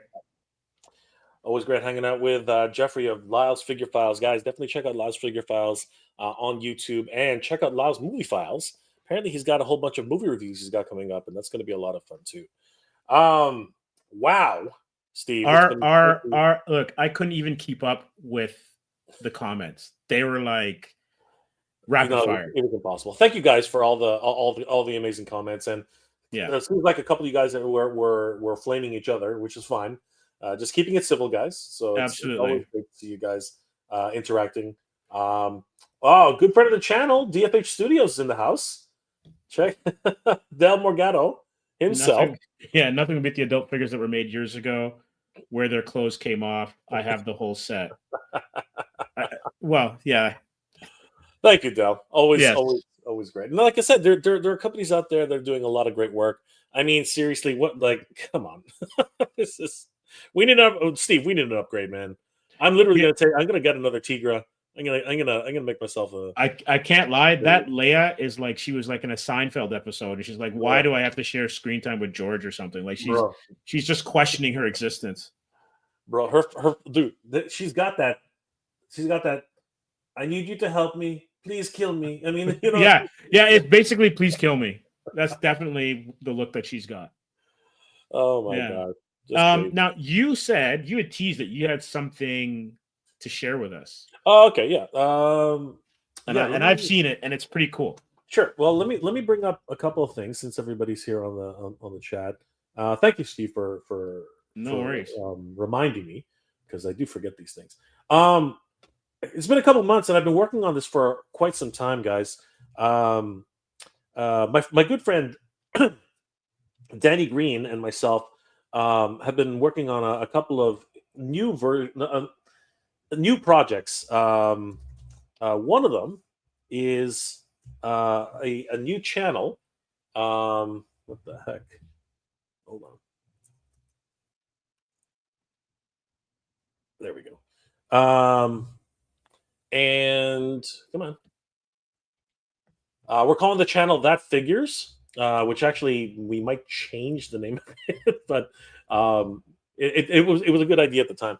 And what we're doing here is we want to really highlight some of the best new and upcoming figures, as well, in particular, for toy photography and dioramas. We're very excited about dioramas. We've met a lot of great creators over the last couple of years, and we really wanted to highlight some of their great work. So as you can see here in the some of the videos we've already put together, we really wanted to highlight some of the best figures that are out there right now, including Hush Batman, great figure overall, incredible, raises the bar quite a bit. We wanted to highlight Odious, as you can see here. So, Hush Batman, total game changer. Odious over here is setting the bar really, really high as an actual brand new figure by another toy tuber creator. So great stuff. And of course, as I said earlier, we really want to take a look at some of the amazing dioramas that are being created by incredible customizers and guys who are really just passionate about miniature dioramas and action sets, and really get people into the idea that you can start doing toy photography and really building out some great sets with newer figures, and also introducing brand new independent companies like Delta 17 and again some of the wonderful work. I mean, Steve, it's Jane Subway Station. Yes, look at that. And as a matter of fact, I wanted to actually take this opportunity to show a really quick clip of one of the things we've been working on. So let me just pull that up for Steve, and we'll take a really quick look at something that you guys can look forward to for for what we're doing right now. So let me bring up. Let's see how Batman and Odious get along with each other. Yeah, I think you guys are going to enjoy this. Yeah, Steve, whenever you're ready. Who are you supposed to be? I'm vengeance. Boy, I run my city like it's Gotham. In a back cave, I've been plotting. Before I make a move with the options. Wrong move, you get popped with your roster. Yeah, I got the juice. Getting rich, I feel like Bruce. I got the juice. Getting rich, I feel like Bruce. Look, I've been ill, guess I'm terminal now. Like Mr. Freeze, I give him chills with the words that I spout. Listen, things ain't been sweet since I was scored as a child. Think I'm joking, $150, get a permanent smile. My chick, crazy and loyal, call her Harley Quinn. One side, know it's crunch time when they call them in. Two-Face, you tried to hold me on my splits, you get one cut. Straight down the middle, that's a Harvey Dent.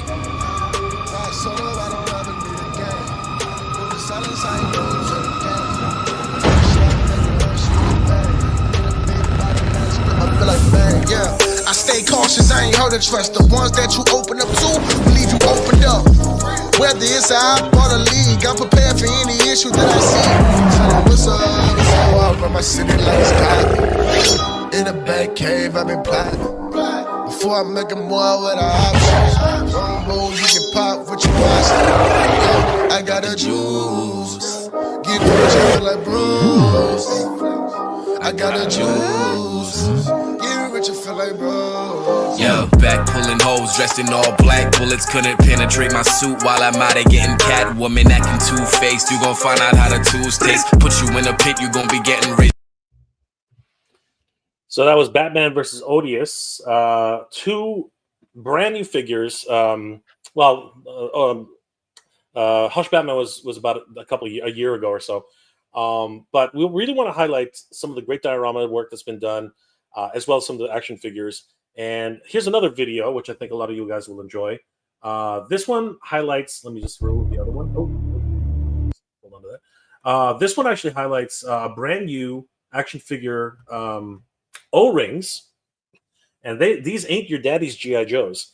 So if any of you guys remember O-rings, G.I. Joes are O-rings, and that's actually why this wonderful toy line exists. And I hope you guys enjoy this, because this one's a lot of fun too. Check it out.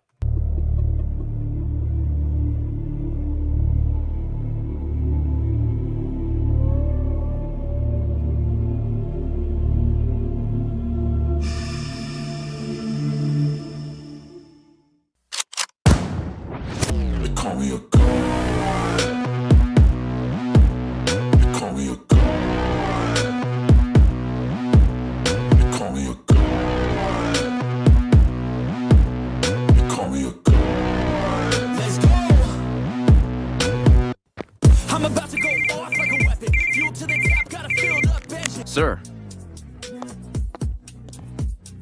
it's Shepard. This is Preacher. This is Shepard. What's your situation? We're en route ETA 5 minutes. Copy that. So far, so good.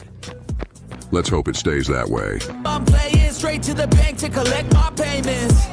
No negotiations, it's my way, I was born impatient. And like a damn Freemason, I'll run this nation. What I'd give for a drag. I thought you quit. I did. Let's keep moving. Like a walk in the park. Spoke too soon. Shepard, come in. Get back here, Preacher. We've got company.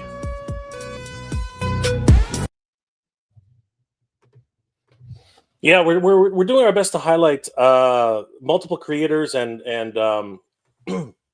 new action figure lines. So, guys, if you're interested, check out that figures on YouTube. It's a brand new channel. Steve, you just want to bring that one up quickly. And we're doing a lot of work. If anybody out there is a customizer or a diorama maker, we would love to highlight some of your stuff. Definitely get in contact with us. Yes, Nolan, 100%. They are incredible figures, and we are very, very happy. We have several episodes with the Delta 17 crew, and why not just order a NECA diorama? I'm sure they will make it.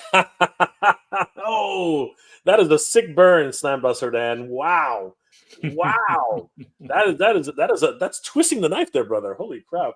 For those of you who don't know, NECA sent out dioramas to several people who did not order them, and now they're subtly very, very harsh language. Very strong language, asking people to give them back. So yeah, it's an interesting situation with NECA, but we love NECA. Obviously, they're just trying to do right by everybody who's out there, because a lot of people have not received their dioramas. So I like to look at it that way. I think that they're trying their best, but they're doing it very heavy-handed. So in a lot of ways, it's kind of rubbing people the wrong way.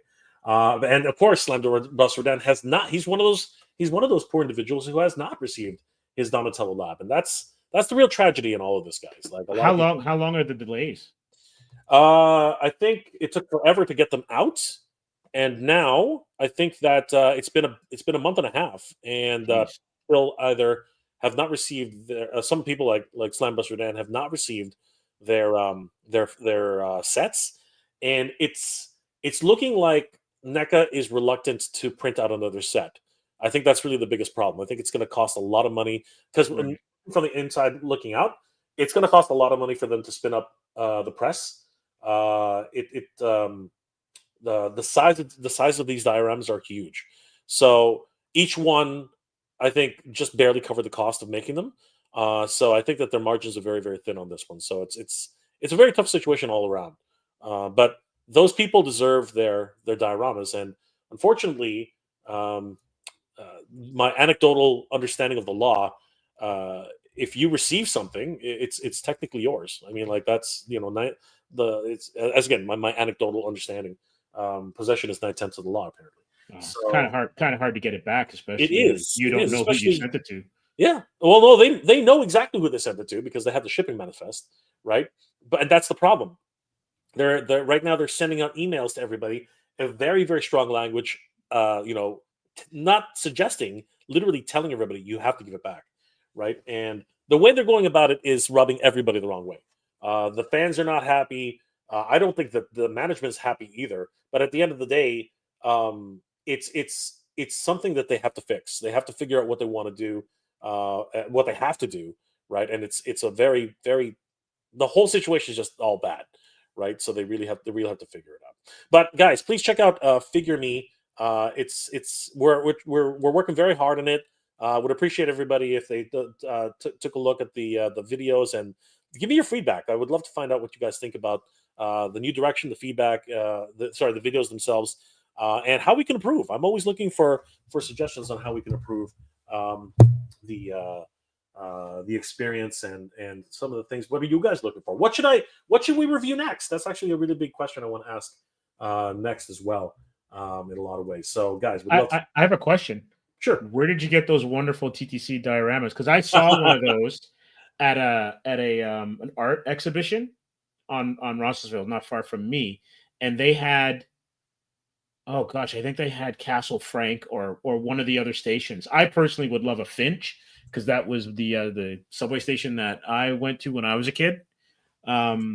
But yeah, those are great. If you can get those custom, I would love to order one. Yes, we do have. So that one actually is very custom. It is actually created by a local diorama maker.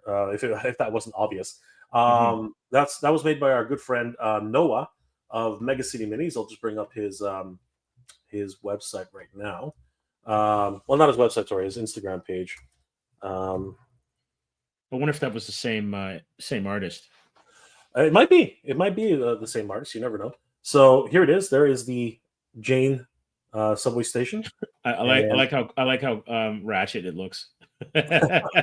Yeah, this is before the renovations, right? He even goes through the whole process of how Nice. he goes through the whole process of how we actually made it 100%.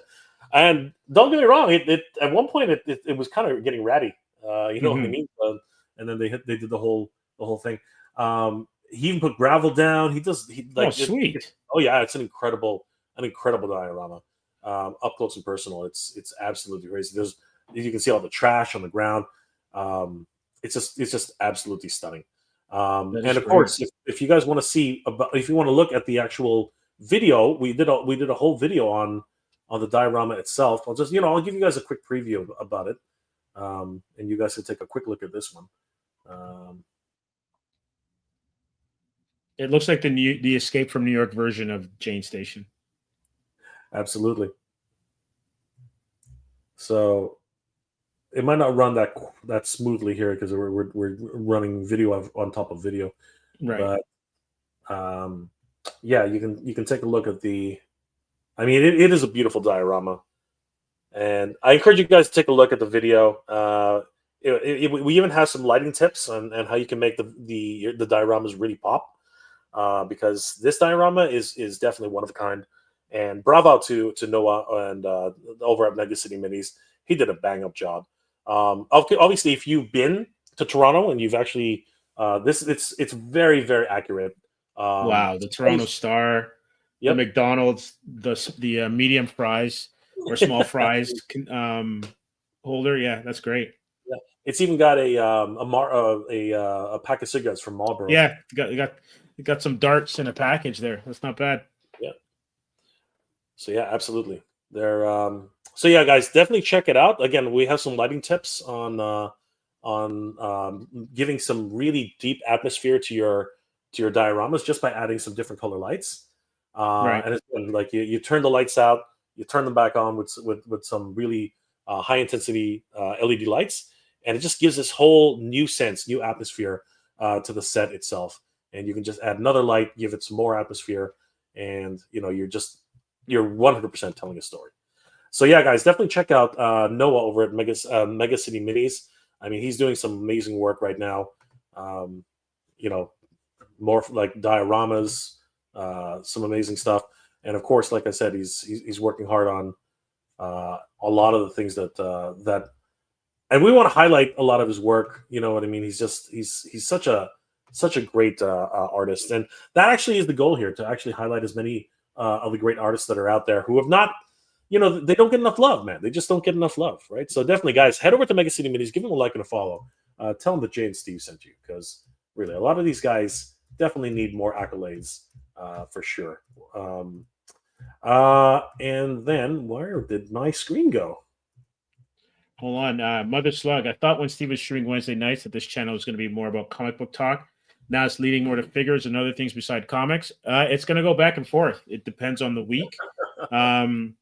We love our comics here, and so we'll be doing some comic stuff. Actually, we're going to be, I guess next week will be our best of 2024, and so we're going to dive into our favorite comics, but also too favorite movies and favorite streaming. And the thing with comics is it's everywhere, so it's not just what's on the page; it's what comes out of those pages and then turns into our lovely movies and stuff like that. So, and as well as figures.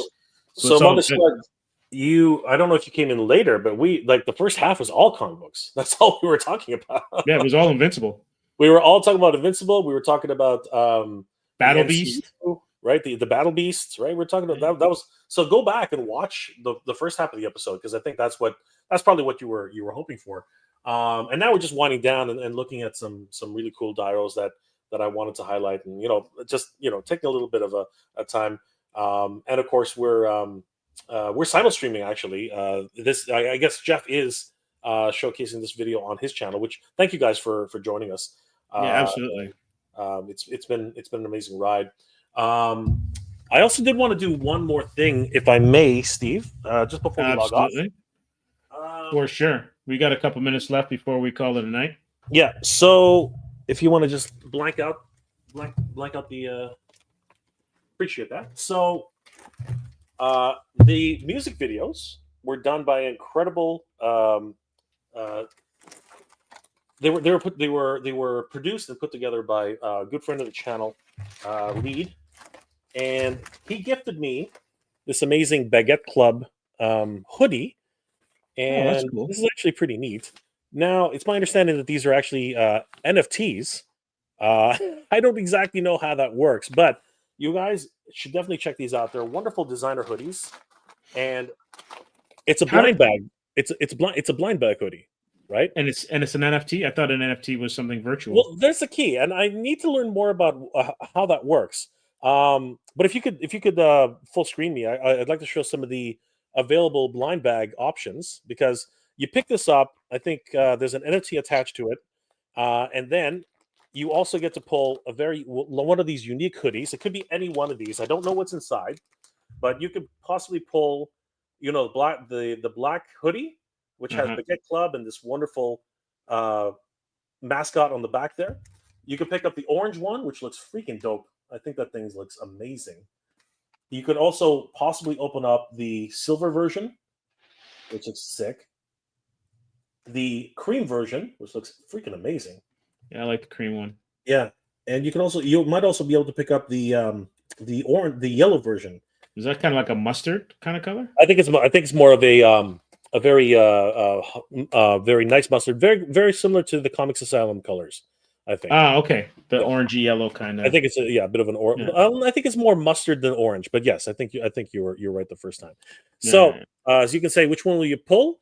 Baguette Club limited edition, total supply. There are only 500. There are only 500 of these total. So as you can see here at the top, it says that there's 150 of the black hoodies. There's 125 of the orange hoodies. Ooh. 100 of the cream hoodies. 125 of the silver hoodies, and there's only 50 of the. I gotta call it gold. I think gold hoodie is the one. Sure. Yeah. So, little disclaimer there for anybody who wants to read it. The Baguette Club does not support the use of tobacco products in any way, shape, or form. Art utilized for entertainment purposes only. So, yeah, there's a lot of fun. I'm looking for the website because I'm pretty sure I'll be able to pull it up, but it doesn't have the website on here, which is odd. I thought it would have had the website on here, but apparently not. All right, so you want to take some? What are your thoughts, Steve? Which hoodie do you think I'll be pulling tonight? You're gonna get a cream one. I'm gonna get a cream one. I hope I get a cream one. The cream one's nice. There's only 100. There's only 100 of the cream ones. I hope I get a cream one. Well, let's see how lucky you are. I don't know my odds. I'm not good. You're probably gonna get black just based on the odds. I'm thinking it's either orange or black. I think it's either. Yeah, it's like Wesley Snipes always bet on black, right? Oh, hey, Lead's actually in the chat. Hey, what's going on, Lead? Good to see you, brother. If anyone's interested, these will be launching very very soon. So if anybody's interested in picking up one of these awesome hoodies, nice. These ones are going to be freaking awesome. So thank you guys. Yeah, they look great. All right. So Slam Bus Rodan says you're getting black. I'm pulling a black. Mother Slug says cream is nice. Yeah. Cream is a gorgeous. That's probably my favorite one. I think so too. I think the cream one is really really nice. Mm-hmm. I think it's really nice. And of course it's the second rarest one. So hey, there you go. All right. Well, without further ado, let's. So I'm gonna give you a drum roll. Yeah, that'd be great. So freshly baked. Product of the Baguette Club. Keep freshly packaged until you're ready to break the seal to reveal your product.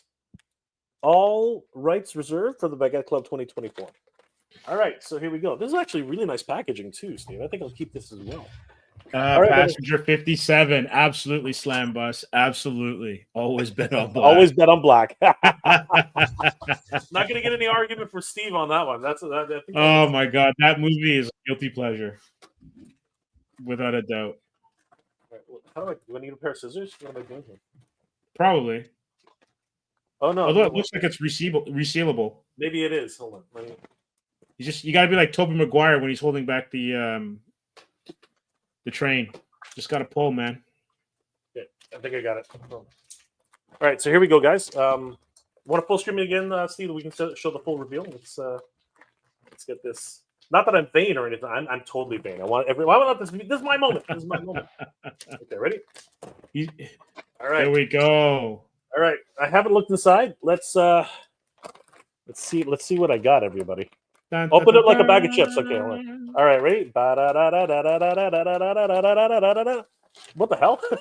Well, black bag. So... It's a black bag blind box. Oh my gosh, this is crazy. The suspense is killing me now. Hold on. All right, now comes the real deal. Oh my gosh. Yeah, what you got in there? It's got a zip. It's got a zip tab. Oh, okay. High quality packaging. You're gonna have to keep this, man. I know. Luckily, it's extra large. This is freaking. You got to keep the packaging, my man. This is actually really nice. Yeah. The quality, even on the packaging, it's freaking crazy. The first one was a silver lined bag. This one's got like a matte texture finish. This is an incredible amount of quality here, guys. Like, Steve, when we're ready to do apparel, we got to talk to these guys for sure. Yes, absolutely. Okay, all right, so here we go. This is the real reveal. Apparently, the first reveal was a tease. All right, what do we got there? What do we got? Reach in there. All right, I'm reaching in. Right. This is gonna be the quick one because like the other one was ruined. All right, ready? 3, 2. I can't. Where's the grip here? It's so smooth. 3, 2, 1. Oh my God! Great. It's a silver one. Silver one. Nice. It's a silver one. Oh, jeez. Oh my God. Very nice. Dude, this is crazy. Oh my God. It's got raised lettering. I was just asking if that's raised. Yeah, it's got a wonderful raised texture. And that's great. The quality's wow, the quality's really nice. Holy crap. What's this? Oh crap. I'm supposed to scan this. There's a game. I think there's a gaming component attached to this. That's cool. I might actually. Maybe I'll win $100. I don't know. I don't know what the rules are. I don't know what the rules are. But apparently, oh shoot, I'm gonna have to fuzz that out now. Oh, that's true. Nobody scanned that. The beauty of technology. Gosh darn it! Nobody scanned that, you bastard. Oh my God! Oh sheesh! Look at this. Look at that, Steve. Yeah, that's beautiful. Oh my God! It looks like it feels really comfy. Oh, dude, just by the texture of the material from what I'm getting from your screen. Oh, wow!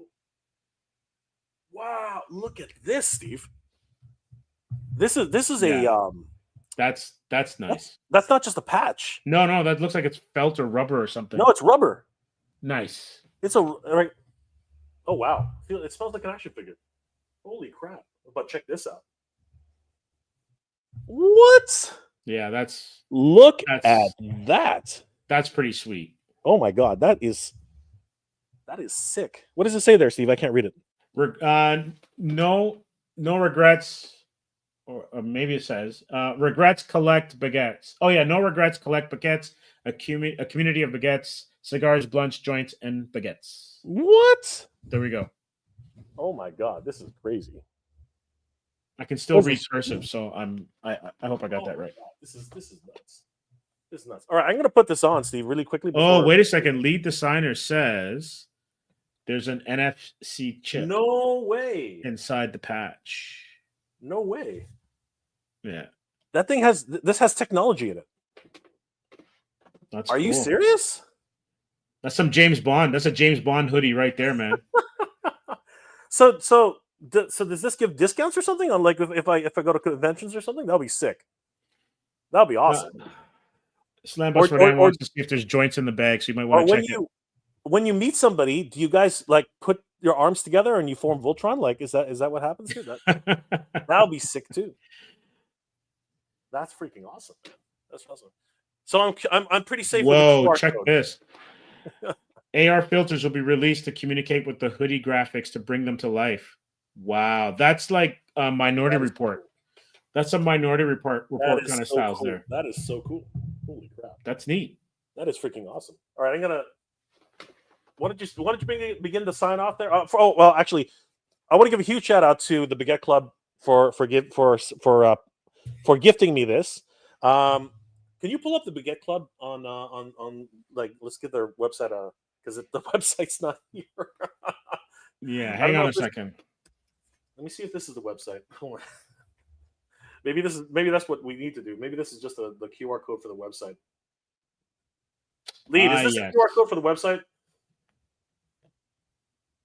Let me see here. Where's my QR reader? Yep, there they are. You got it. Guys, head over to the Baguette Club. Is it baguetteclub.com? What is it, Steve? It's baguetteclub.wtf. Okay, can you put that in the chat? That way people can yeah, what I'm gonna do is I'm going to copy and paste it right now. Yeah, while Steve is doing that, I'm gonna put this on. See how it looks. We're not gonna be able to get the full Monty here, but wow, this is one heavy. Okay, for Canadians, this is great because this is actually a really nice hoodie. Mm-hmm. Wow. Okay, so this is like techwear. Also, the patch is an open-ended NFC chip, so it can be reprogrammed to be used as a social media link or anything you want. That's great. I got my my Sith. No, actually, it's more like a Jedi hoodie. Nah, yeah. Look at that. That's nice. It's my mono eye right here. You look like Cyclops now. Absolutely. To me, my X-Men. Yes. Looks good. Dang, this is nice. Holy crap. I'm gonna be good color on you. I'm gonna be warm this winter time because it's gonna apparently we're gonna get what is it again? We're gonna get like 60 centimeters of snow tomorrow in upper Canada, upper Ontario. Okay, I don't have my winters on yet, bro. Not near the horseshoe. Not the GTA. Okay. No, not near the horseshoe. Not near the horseshoe. Guys, definitely check out the baguetteclub.wtf. This hoodie's amazing. Lead, what's the MSRP on these? If you're okay with that, I don't know if you can tell us right now, but I think a lot of people would love to learn more about the Baguette Club. Mm-hmm. Because come on, man, look at that. Yeah, that's nice. Ridiculous. That is ridiculous. Shoot, this is huge thanks and shout out to the Baguette Club for this amazing technology-ridden. Apparently, like I said, I go up to another Baguette Club user and I just like tap this and we join forces. All right, so Lead says we'll be announcing everything shortly. MSRP on this thing. Again, I want to flash up how rare these are because apparently I got one which is at least a little bit more rare than the black. All right, one more time just to give everybody an idea as to the rarity of these, because they are pretty rare. Oh shit! Actually, I got the third rarest on the line. So there you go. Black is the most common at 150, and that's not that common. So I got black at 150. We got orange at 125. We've got the one I'm wearing right now is only 125 of these. So I'm wearing number 125. Mm-hmm. The cream one, which everyone loves, is 100. So hopefully you guys get the 100. And then the ultra rare gold or yellow version is only 50 pieces. It's limited edition. Freaking crazy. They actually all got names. I didn't know this. This one's called the Baker's Club. Yes. So I am wearing the Baker's Club. Then there's the Baguette version. Vision. Yeah, Vision. Sorry, Baguette Vision. Then the Invisible Baguettes for the orange. Mm-hmm. And then we have the community hoodie. Great stuff. Wow, this is awesome. All right, once again, huge shout out and thank you to the Baguette Club for this. Absolutely awesome. Freshly baked, guys. I'm only half baked, but these ones are freshly baked. Jay, Slambus Rodan has a question for you before we sign off. Yes, sir. Before we sign off, sorry, you go ahead. Yeah. What did you hear about? What did you hear about NECA's reward program for people who spent $400 a year? So I watched the Mad Hatter's review on that, his take on it, and I got to tell you, I am very much on the same train as him. I think it's a veiled. I think it's a veiled reminder. I'll put it that way. It's a veiled reminder to everybody to return those those dioramas, because if you don't return them, you're going to miss out on a lot of the exclusive, rewards that are in that club. So if you're not in good standing,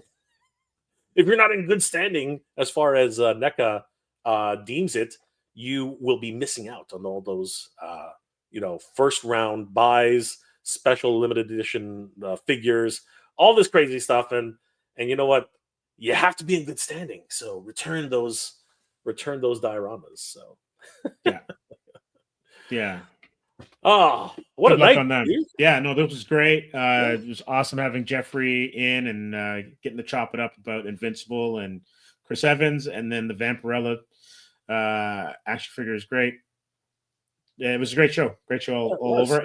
And thank you to everyone. The comments were like rapid fire. It was like warp speed, It was crazy. So sorry we didn't get to everyone's, but thank you to everyone who contributed, and we really appreciate you guys tuning in and just making the show what it is. Yeah, thank you guys for always being here. We're always going to go live around Thursday nights at 10 o'clock. So guys, definitely Wednesdays. Sorry, Wednesday nights. Sorry, it says Thursday. It says Thursday nights. Yeah, it's because we flipped over. Wednesday nights at 10 o'clock.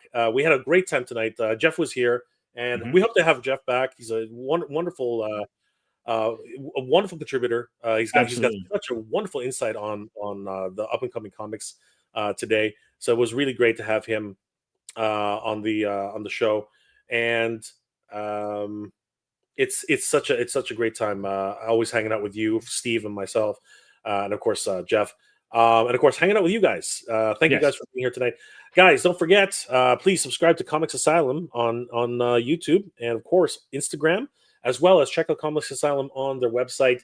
If you for all the up-to-date news on comic books, everything to do with pop culture, movies, television, anything that you guys are interested in pop culture, head over to Comics Asylum. They are amazing. And of course, huge shout out to Steve, my good friend Steve. And of course, I hope you guys are doing well. And well, wait a second, I'll figure it out. It's the other. There we go. There we go. Directionally challenged. And guys, check out Mega J's new channel. It Figures. I think is that what it's called? Let's just bring it up one last time. Where it is? It's that Figures, and of course that Figures. So check out the channel. They got some great content on there. Of course, anybody who hasn't subscribed to Mega J already, make sure you do that on Instagram as well as on YouTube. And we're going to be back next week in a short 7 days, and with more comic book stuff, more entertainment news, and we're going to do our 2024 retrospective next week. We're gonna be covering all the stuff that was good and some of the stuff that wasn't great. Maybe we'll get Jay to watch Kraven the Hunter, and he can give us our little mini review. I'm looking forward to that. Jeez Louise. Yeah, absolutely. And again, one last shout out to the Baguette Club. Thank you guys for this amazing hoodie. Guys, please check out the baguetteclub.wtf. It's a lot of fun. And apparently there's a lot of technology in this. And apparently I just got the notice that I can reprogram this thing to do some fun stuff. So that's going to be a lot of fun too. Absolutely. All right, everyone. Remember, keep it indie. Have a great week. And, we'll see you in 7. Good journey, guys.